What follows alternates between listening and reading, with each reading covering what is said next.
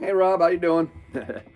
Heard you're in Baltimore today, so I'll get you a nice lesson video. And I was trying to think because we were talking about blues a bunch, and I had the idea that we definitely had to have a walking blues lesson at some point, no, walking bassline blues lesson.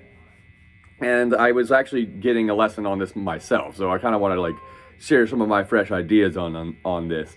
And the theory I heard on this basically is basically you want to try and play kind of like the pattern we were already going with. Let's say we were in, I was gonna do this in G, but since we were already playing in B on that one song.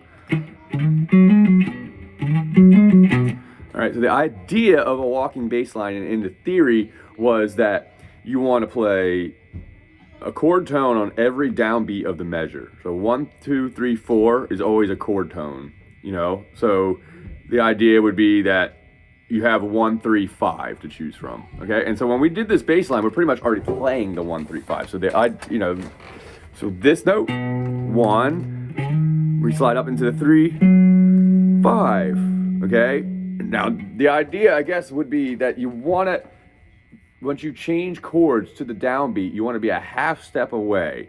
So you go chord tone, chord tone, chord tone, and then a chromatic tone, okay? So the idea would be, I'm trying to find the pattern, oh yeah. And then come, like that one there is a good walking down. The idea of walking kind of just uses the idea of those chromatics. Now you could also, instead of, you can come down below the note rather than like that. You know, you can go, oh, there we go. That works too, the chromatic approach from a half step below. Or you go down to, that one's a little different. That was the one we were doing the last time, so technically that is a walking idea. So then again, when we get to the 4, to the 4 chord, which is E.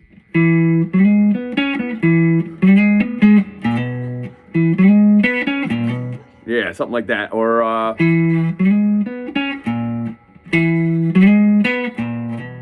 so it was a 1, 3, 5 chromatic. Yeah, and it still stick with the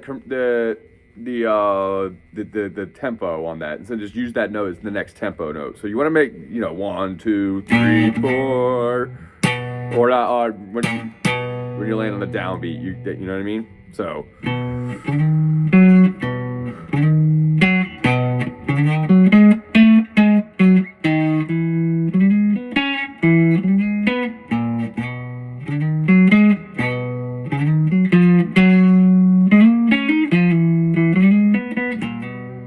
That's a simple lesson on the idea of walking. Okay, and that's the theory that I'm going with now. So the chord progression really matters for which notes you're going to choose. So, and you don't have to be 1, 3, 5. You can change that pattern. So,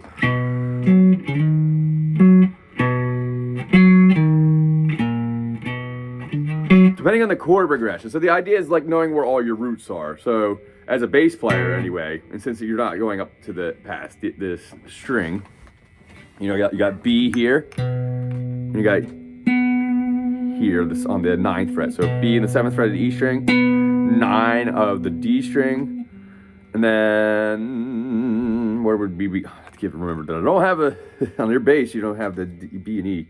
So where would the next one be? So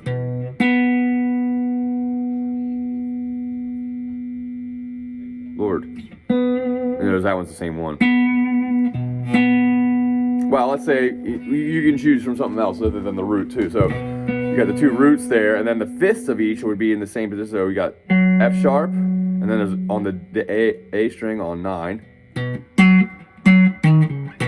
Okay, and then B here, and then you got the 5th, which is going to be on the G string at 11, 9 and 11. I mean, your power chord, so you could find your 5th. So. Pretty much to the chords, once you get into the 4 chord, the 5th is actually B, which is the root of the 1 chord, obviously. So,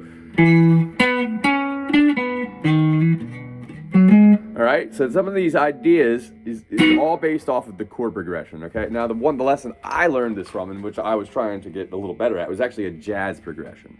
Okay, and now let me see if I can remember that off the top of my head. I think it's a. Oh, okay, I think it's a C major 7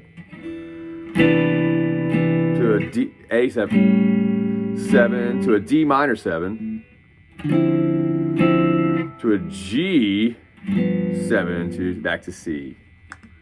Okay, so the idea of walking on this would entail like, oh man, the idea of this is a little bit different. Jazz it gives you a better sensibility. I might not be able to play it like this, so we'll go over this if I can't do this now, and then I'll change to something else. But the idea was, you know,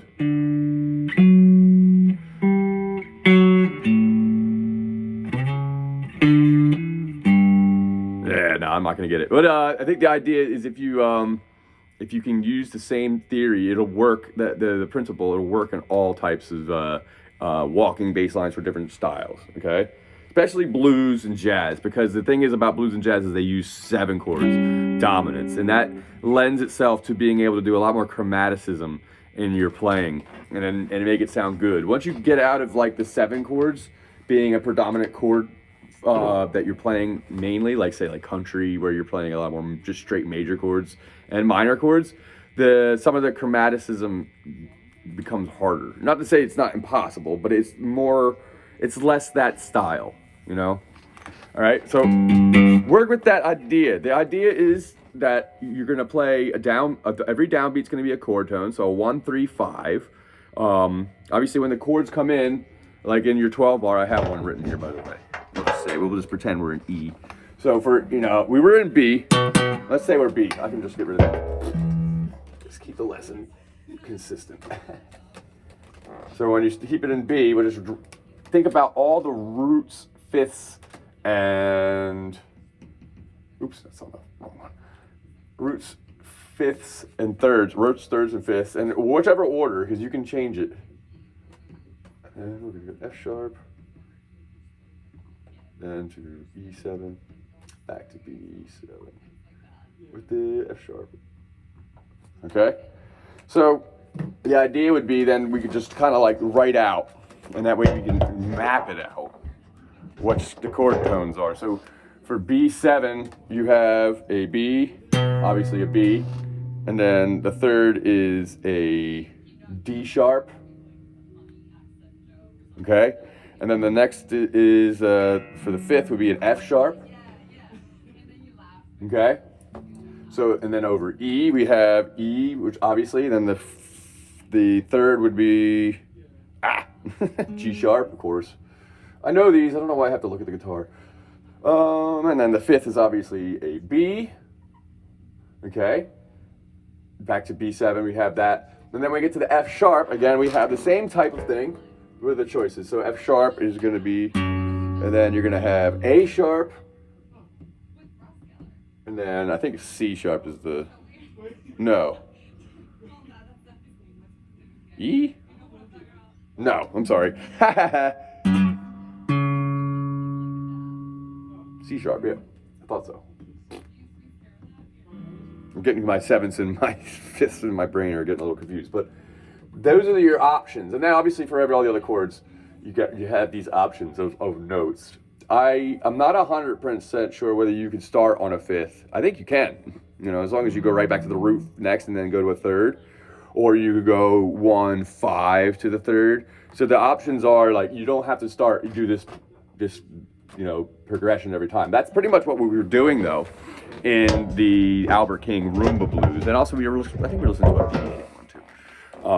You know, so root, third, fifth, and then that extra note we do in that bass line is actually a major sixth.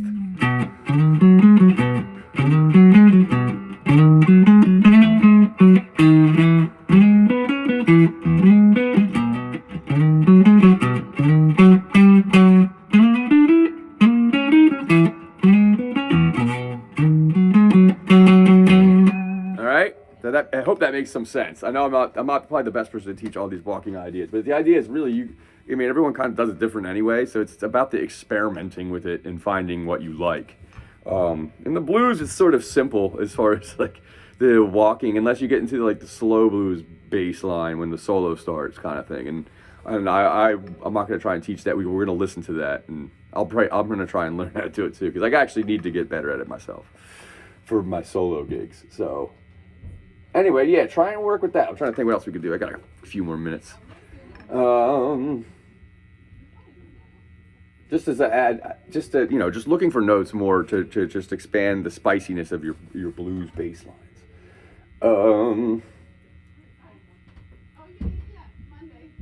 Okay, yeah, there was one bass line. I don't know if we went over this, but all right. So if this is something we did or we didn't, I'm pretty sure we didn't. There's this song I wanted to learn, and I thought this was really good for most people to know. It's called Stratus by Billy Cobham. Billy Cobham. Billy, obviously, Cobham is Cobham. Cobham. So in this song, it has like one of the coolest bass lines, and the reason why I really love this bass line, A, it's one of the coolest ones to jam on, but 2, B, or whatever, it's the 16th note ability to play this, especially with the fingers, which is a hard thing for me to do. Yeah, it's really tough. So I got a lot of times to play it with the pick. But I think, sometimes when you find a bass line like this, there's only 3 notes to choose from, and it's all about the rhythm. Sometimes it's good to, even if you're not a huge fan of it, to be good at that type of thing as a technique. Just for, if you get to a point where you're feeling something, you got that technique in your bag, you can kind of pull it out and go. I think there's a song by, this is a little bit different. It's same rhythm, but different note, different riff. Is the What Is Hip by Tower of Power. And he really just stays on one note, really crisp and solid. I don't know how he does it that solid, but this one, the Stratus one, is going to be. I might have showed you this, but I think we didn't go through it. So it's going to be 0 2 2 0 2 0 2 on, so 2 0 2 0 on the A string. No, sorry, so 0 2 0 2 0, then 2 on the low E string, 0 on the A string. So it should go, and there's 2 B's at the end. So 0 0 2 0 2 0 2 on the low E.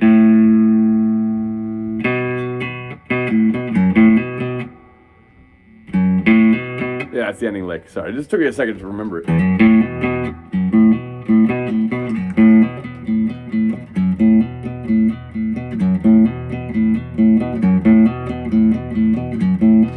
It's one of the coolest bass lines once you get it going, and you practice if you play to that song. It's so at the bass line for the fingers, I'm not exactly sure what the technique would be. I was using the pick for that, obviously.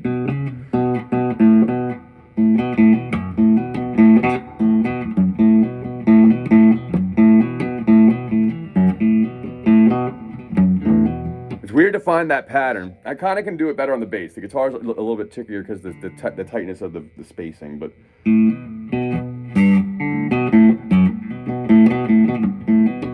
see, with one finger it's really hard. That's what good thing. This will really make a 2-finger pattern out of it. See, yeah, I'm not a another thing I need to practice, but I can figure this out.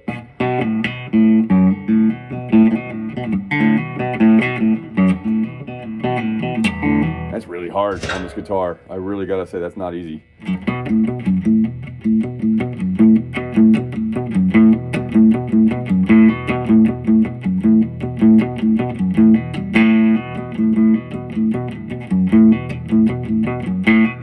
Yeah, I just tried to do a little variation there to show that you can add variation into this. So that's another good thing to try and look for, is how to break up the monotony of doing that over and over and over and over again.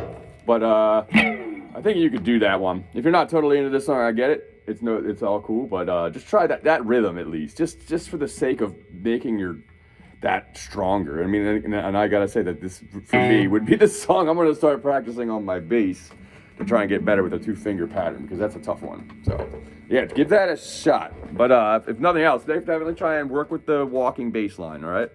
That's like one of the key things with these R&B and jazz stuff, is that the spiciness comes in those walking bass lines. It actually adds a whole other spectrum of things the guitar players and keyboard players or whoever you're accompanying can do. So, all right, bud, I hope to see you next week. Have a good one.